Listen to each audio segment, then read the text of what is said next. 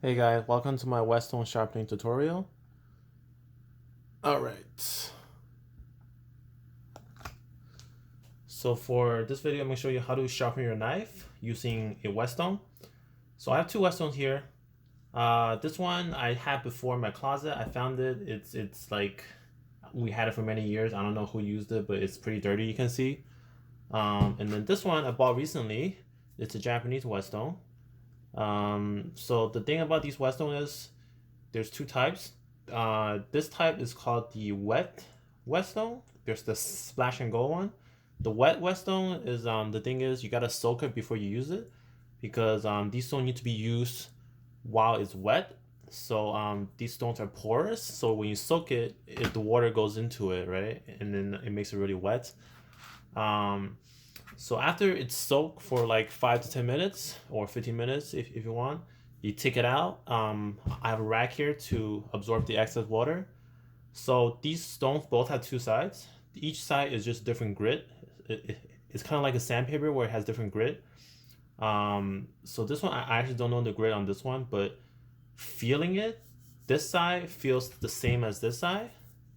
So I'm just gonna say this is 1000 grit and this is 400 grit. So the grit number, the higher you go, the smoother it is. So I'm gonna assume this is 400, this is 1000, and then this is 1000, and this is 6000. So okay, so the stone, the grit you choose depending on how dull your knife is, right? So if that knife is really dull, you want to start at the lower grit and work your way up to a higher grit. Okay, the higher grit you can go, the sharper it's gonna get.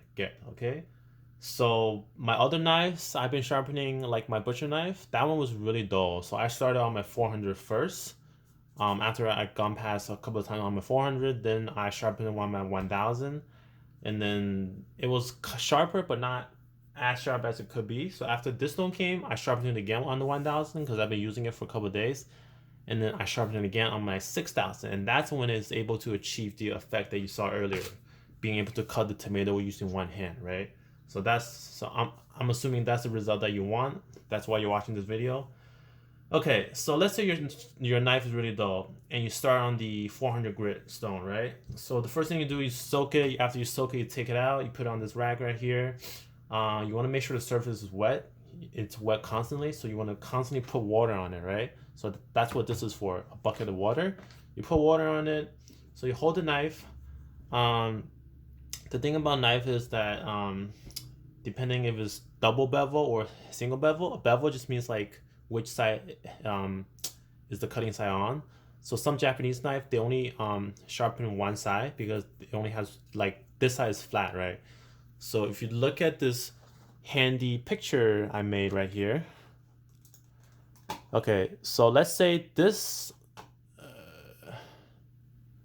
So let's say this, right? This triangle is your knife cutting edge. So you want it to be a tip like this, right? Um, but what's gonna happen over time is this tip is gonna dull. So as it dulls, it becomes like this, right? It becomes this rounded edge, right? So in order to sharpen it, all you're really doing when you're sharpening is you're taking away the excess material. So this orange part is the material you want to remove so you can get back the triangle underneath. So become like this, right? Okay. So sharpening is all about removing excess material.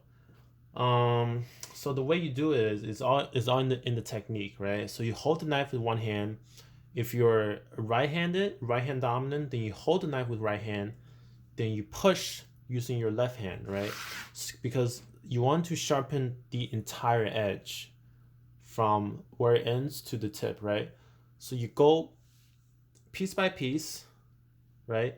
Using the offhand as support, you push on the part that you're sharpening right now, right? And you want to go piece by piece, sharpen, sharpen, sharpen. And you move your finger, and you go piece by piece, section by section until you sharpen this entire edge, right? After you've done that, you're gonna see this part right here. This part, because the steel is malleable, right? Okay, I think this video is too long, so I'm gonna end it right here. I'm gonna continue later.